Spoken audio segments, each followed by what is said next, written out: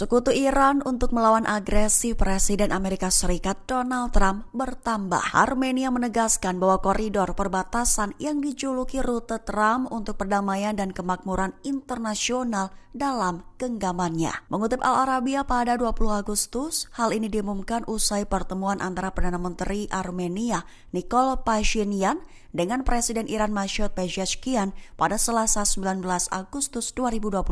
Pihak Armenia meyakinkan bahwa koridor yang direncanakan menghubungkan Azerbaijan dengan daerah kantongnya akan berada di bawah kendali Armenia. Mengingat Iran telah menyuarakan penentangan terhadap proyek Amerika tersebut. Lebih jauh lagi, koridor darat itu yang dijuluki rute Trump merupakan bagian dari kesepakatan yang ditandatangani awal bulan ini di Washington antara Armenia dan Azerbaijan. Sebagai informasi tambahan, koridor itu dilaporkan akan membuka perspektif ekonomi baru antara kedua negara, juga dapat menawarkan jalur kereta api dari Iran ke pantai Laut Hitam melalui Armenia.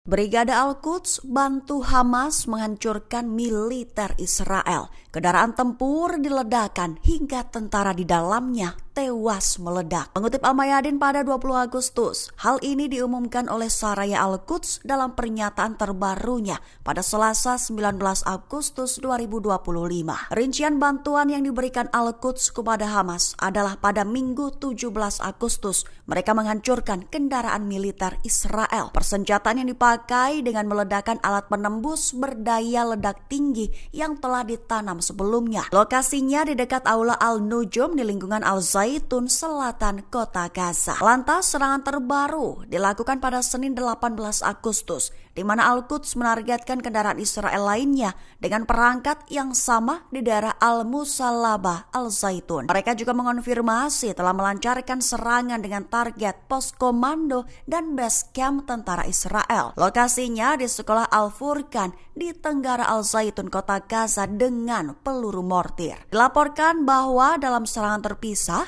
Al-Quds berhasil menguasai pesawat pengintai Israel yang sedang menjalankan misi pengumpulan intelijen di wilayah Al-Sujayah, kota Gaza. Serangan udara Israel dilaporkan telah menewaskan penculik mantan sandera Yarden Bibas. Ia mengakui sempat bertemu pemimpin Hamas saat itu, Yahya Sinwar, saat ditawan di Gaza. Mengutip The Times of Israel pada 20 Agustus, kabar bertemu Sinwar diutarakan Bibas usai mendengar kabar satu di antara penculiknya tewas dalam serangan udara Israel pada 10 Agustus 2025. Adapun yang diduga penculik Bibas yang tewas itu adalah Jihad Kamal Salim Najjar. Lebih lanjut, Bibas mengatakan bahwa ia sempat bertemu dengan Yahya Sinwar saat ditawan di Gaza. Setelah itu, ia diizinkan untuk tinggal bersama sahabatnya David Konio selama 2 minggu sebelum mereka dipisahkan. Sejak kepulangannya, Bibas telah melobi para pemimpin Israel dan Amerika untuk bertindak mengembalikan tawanan yang tersisa. Hingga kini dirinya masih menunggu kepastian berupa kembalinya sahabatnya, saudara kembar David dan Ariel Konio yang masih ditawan, termasuk 48 sandera lainnya yang masih ditawan. 28 orang diantaranya telah dinyatakan meninggal dunia. Adapun Bibas dibebaskan pada tanggal 1 Februari tahun ini sebagai bagian dari kesepakatan gencatan senjata kedua dengan Hamas.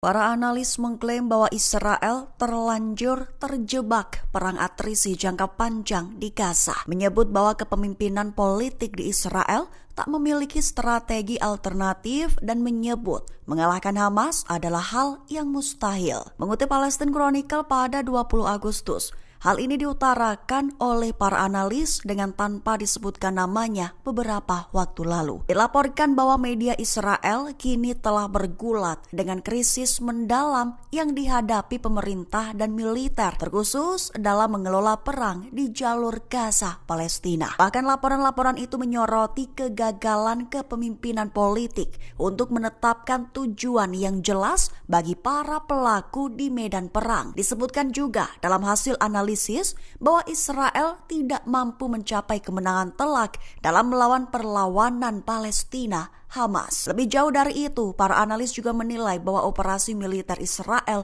tak bisa membawa perubahan, namun justru akan membawa mereka kembali ke titik awal. Sehingga disimpulkan bahwa nantinya Israel mau tidak mau akan dipaksa bernegosiasi dengan Hamas mengenai nasib para tahanan setelah lebih banyak tentaranya terbunuh. Mesir akhir-akhir ini selalu disebut dalam konflik Israel-Hamas. Muncul pertanyaan apakah Mesir perlahan-lahan akan terlibat dan terjun dalam perang Gaza. Terbaru Mesir membantah klaim dari media Israel tentang transfer senjata Hamas. Mengutip Al-Mayadin pada 20 Agustus, bantahan itu diutarakan oleh sumber-sumber Mesir dengan tanpa disebutkan namanya pada Selasa 19 Agustus 2025.